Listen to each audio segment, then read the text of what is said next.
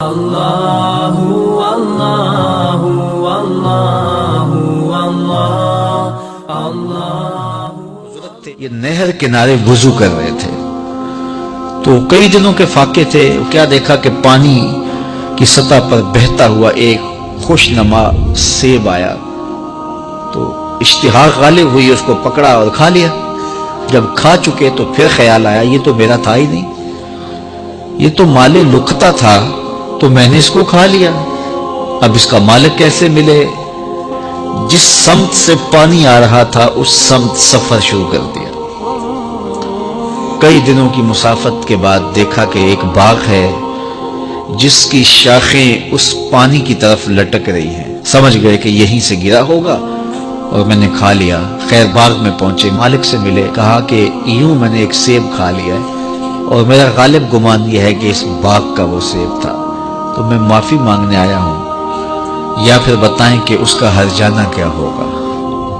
جب مالک باغ نے یہ بات سنی، وہ بھی صاحب نظر تھے، سمجھ گئے یہ تو کوئی در یگانہ ہے، یہ تو کوئی گوہر یکتا ہے، تو تیور بدل لیے، کہا ایسے تو نہیں معافی ملے گی۔ کہا حضرت کیسے ملے گی؟ کہا 12 سال تک میرے باغ کی گوڈی کرنا پڑے گی۔ اللہ اکبر، اور ایک شرط اس کے علاوہ ہوگی۔ کہا ٹھیک ہے، میری غلطی تو معاف ہو جائے گی نا، 12 سال تک باغ کی گوڈی کرتے رہے۔ ایک دن فرمانے لگے وہ صاحب باغ جو تھے کہ سیب توڑ کے لاؤ، مہمان آئے ہیں، تو وہ سیب توڑ کے لائے تو وہ کچے ہی تھے، تو کہا تم 12 سال ہو گئے ہو سیبوں کے باغ میں رہتے ہوئے، تمہیں پتہ نہیں کہ کچے سیب اور پکے سیب کیسے ہوتے ہیں؟ کہا حضرت مجھ سے قسم لے لیجئے 12 سال میں ایک دفعہ بھی نظر اٹھا کے سیبوں کی جانب نہیں دیکھا، ایک سیب کھایا تھا، میں تو اس کی سزا بھگت رہا ہوں، میں تو گوڈی کرتا ہوں، اوپر کبھی نظر بھی میں نے نہیں اٹھائی۔ سینے سے لگا لیا، کہا ایک شرط تمہاری پوری ہو گئی، اب دوسری شرط ہے کہ میری ایک بیٹی ہے جو آنکھوں سے نابینا ہے، کانوں سے بہری ہے، بول سکتی نہیں، اور وہ اپاہج بھی ہے، چل بھی نہیں سکتی، اس سے تمہارا نکاح کرنا چاہوں، اگر تمہیں قبول ہے تو معافی ہو جائے گی۔ کہا ٹھیک ہے جی قبول ہے، میرا گناہ معاف ہو جائے، میں زندگی کاٹ لوں گا، کوئی بات نہیں ہے۔ خیر نکاح ہو گیا۔ کہا کہ یہ کمرہ ہے، یہاں آپ کی زوجہ آپ کی منتظر ہے۔ جب وہاں گئے تو ایک خوبرو دوشیزہ منتظر تھی، تو فوراً پلٹے کہ میں غلطی سے کسی اور کمرے میں آ گیا ہوں۔ پلٹتے ہوئے دروازے کی چوگاٹ سے سر پھٹ گیا، خون بہنے لگا۔ جب باہر آئے تو صحن میں پہنچے تو وہ بزرگ وہاں تھے۔ کہا کیا ہوا؟ کہ حضرت ایک غلطی کی سزا اتنی کاٹی، اب کہیں دوسری غلطی نہ ہو جائے، وہ تو کوئی اور ہے خاتون۔ کہا وہی تمہاری زوجہ ہے۔ تو میں بتاؤں کہ وہ بہری کیوں ہے؟ آج تک اس نے غیر محرم کی آواز نہیں سنی۔ تو میں بتاؤں کہ وہ بول کیوں نہیں سکتی؟ آج تک اس نے غیر محرم سے کلام نہیں کیا۔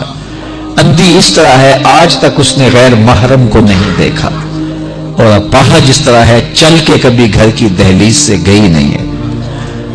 تو اس خاتون کا جب نکاح ہوا اور پھر ان سے اللہ نے ان کو ایک بچہ دیا جس کا نام ہے الشیخ عبد القادر جیلانی۔